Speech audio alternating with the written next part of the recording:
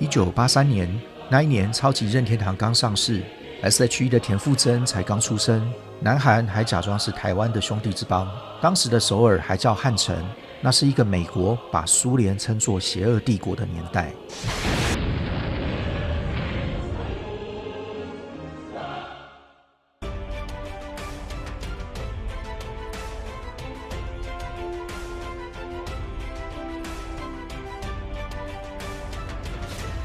1983年9月1号，库页岛西南方海域的夜空中传出一声巨响，一架纽约飞首尔的波音747客机被苏联的飞弹击中，飞机上的269名乘客全数罹难，其中包括了25名台湾籍的旅客。大家好，我是泥巴，今天就来跟大家说说这个故事，大韩航空007班机与苏联帝国的最后旅程。那一年，美苏冷战对抗来到了古巴飞弹危机后的最高峰，美国总统雷根宣布了他的星际大战计划，要一举打破与苏联维持了数十年的核子恐怖平衡。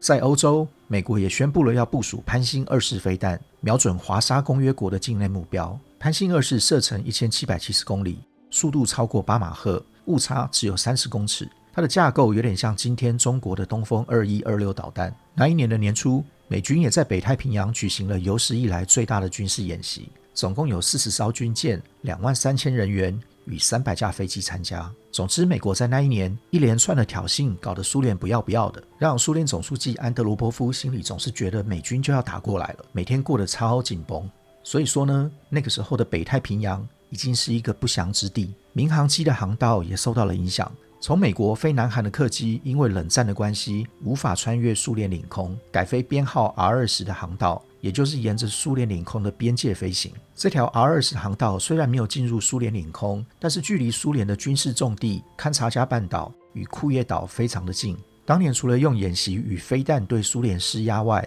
美军的例行任务之一就是派 RC-135 侦察机在附近的苏联领空边缘飞进飞出的收集情报，顺便和升空拦截的苏联战机玩躲猫猫的游戏。所以当地的红军对美国 RC-135 侦察机早就不爽很久了。9月1号这一天，一架 RC-135 侦察机又在库页岛附近出任务，监控苏联在当地的飞弹测试。苏联也照例在雷达上监控着这架侦察机，看他有没有胆子越过雷池一步。这一切本来都跟韩航007班机没有任何关系，但是客机驾驶的一个操作失误，产生了后续一连串的蝴蝶效应。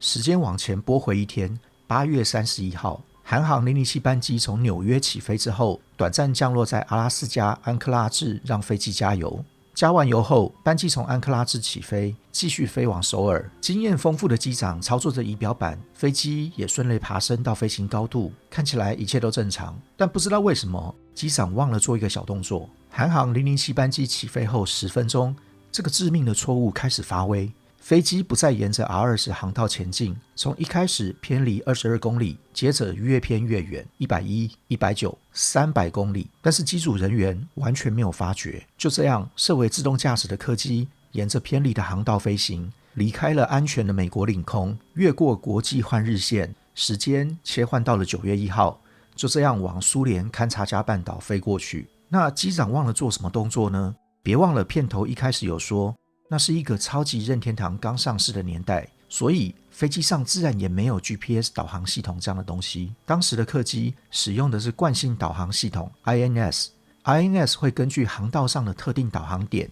引导飞机维持在正确的航道上。但问题来了，这套系统并不会自己启动，机长要在起飞后手动的把导航系统切换过去。不过当天007班机的机长并没有像往常一样把开关转为惯性导航模式。但为什么一位飞行经验丰富的机长会疏漏这一项例行的动作呢？到今天仍然是个谜。偏离航道的007班机慢慢的接近勘察加半岛，当地苏联防空部队也依照 SOP 命令战机升空拦截。这时候飞机上的机组人员完全不知道自己已经离死神越来越近。还记得我们之前提到的 RC-135 侦察机吗？这时候侦察机也在附近执行任务。不幸的是 RC-135 侦察机是由波音707客机改装成军用机。707的外形与007班机的波音747-200机型长得非常相似，一样是架有4个引擎的广体客机。虽然体积比较小，但是在夜空中外形看起来的确很像。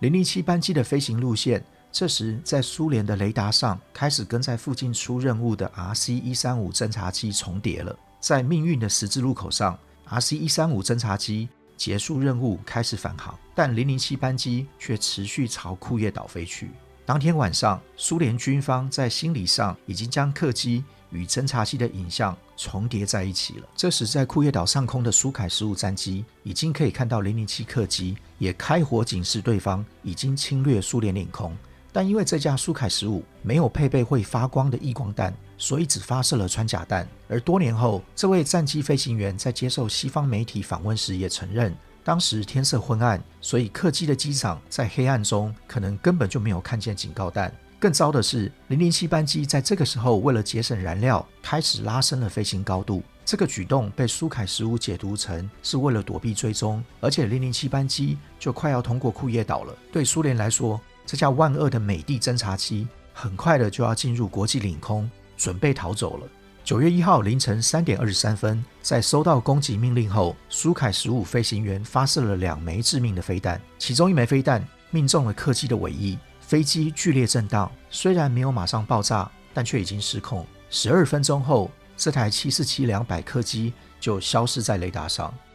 把场景拉到首尔，9月1号早上的首尔机场挤满了来接机的民众，世界各地飞来的航班陆续降落，但却一直没有007航班的任何消息。接机的家属当然开始骚动，但这个时候的讯息非常混乱。韩国的外交部长甚至一度引用美国中情局的消息表示，客机已经降落在库页岛，飞机和乘客目前都很安全。但也在这个时候，苏联开始火力全开地进入鬼扯淡模式了。苏联中央总书记安德罗波夫和官员们商量后，决定先不主动承认有这回事。所以在击落事件发生12小时后，苏联塔斯社指轻描淡写的报道说，有一架身份不明的飞机在没有灯光的情况下侵犯了库页岛领空。虽然被苏联战斗机拦截，但这架飞机没有对警告做出回应，而是继续往东海飞行。现在飞机在哪里，苏联政府也不清楚。不过鬼扯淡模式的缺点就是容易漏洞百出，苏联内部各体系不同部门间的斗争，让当时的驻外单位越来越难自圆其说。一方面要谴责韩航班机在美国与日本的指使下侵入苏联领空，秘密进行间谍行动，另外一方面却又无法说明飞机的下落，更不能承认红军已经把飞机打了下来。这种离谱的行径，偏偏苏联人民还可以，但拿到国际上来当然撑不了多久。美国开始根据安克拉治航管中心的报告与 CIA 对苏联空中对话监听的分析，拼凑出了客机的遭遇，大概知道007班机应该是凶多吉少。9月5号，美国总统雷根喜滋滋的捡到枪，上了电视发表谈话，义正言辞的谴责苏联，说他击落民航客机，屠杀手无寸铁的平民，夺取269条，其中有62位美国人的无辜生命，是野蛮的行为。9月6号，美国驻联合国大使在联合国安理会进行说明，公开了苏联飞行员与基地的无线电、通话录音和007班机的飞行路线图，完整的描绘了客机被击落的过程。因为纸包不住火了，苏联这时才第一次松口承认飞机已经被击落，但仍然嘴硬的坚称击落的是一台侦察机。其实根据冷战后公布的资料看来，当时的苏联早就知道自己误击了民航机，但为了想尽办法拖延时间隐瞒真相，苏联开始将国外的搜救队阻挡在坠机地点之外，不但不公布坠机地点，还提供错误的坐标，尝试误导美国与日本的搜救队。就在美日的打捞工作困难的进行时，与苏联政府讲得不清不楚的时候，飞机的残骸与遗物被海流带着陆续冲上了北海道的海岸边。到了这个地步，苏联这才勉强改口说，的确他误击的有可能是一架客机。9月26号，也就是飞机被击落后大约1个月，苏联把打捞到的物品交给美日代表带回，总共有213种各式男女儿童的皮鞋、凉鞋和运动鞋，这是许多罹难者家属唯一拿到的遗物。而最能够解开事故真相的黑盒子，苏联早在事件发生后50天就找到了，但决定保密不交出来，因为黑盒子记录的座舱通话可以证明这100%是一辆客机，与苏联坚称这是一次精心策划的间谍行动的说法互相矛盾。007班机的黑盒子要等到事发9年后，对的，你没听错，是9年后，在1992年，也就是苏联解体2年后，才由当时的俄罗斯总统叶尔钦交还给了南韩总统卢泰愚。因为这次事件，苏联的国际形象一落千丈，他说谎不眨眼的态度，以及对搜救与事后调查的不合作，暴露出苏联内部体系的败坏。后来，苏联为了克服被国际孤立的状态，推举了相对开明的总书记戈巴契夫。他开始修复与美国的外交关系，放松对东欧国家的控制。但这些开放措施只是加快了帝国的倒塌速度，所以大韩航空007班机的击落也可以说是苏联瓦解的起点。这起悲剧也间接导致世界的另外一项重要科技发展。事件的起因是因为机长忘了把飞机切换成惯性导航系统，而导致偏航。所以雷根政府也在当年的9月16号宣布将部分美军 GPS 导航的能力开放给民间使用，希望可以避免航空公司再次发生因为导航错误而造成事故。因冷战而生的军事用 GPS 也就这样成为我们日常生活中的一部分。007班机的误击间接促成了苏联的解体、冷战的终结以及 GPS 的民生运用。但讽刺的是，就在雷根把苏联骂得狗血淋头之后5年，住在波斯湾的美国海军也把一架伊朗航空 IR-655 客机打了下来，290名乘客和机组人员全部罹难。那号称民主开放的美帝对这起事件的态度又是如何呢？我是泥巴，我们用动画讲历史，给我们最大的鼓励就是把广告看完，请我们喝杯咖啡，让我们有动力可以持续做更多的影片。我们下次见。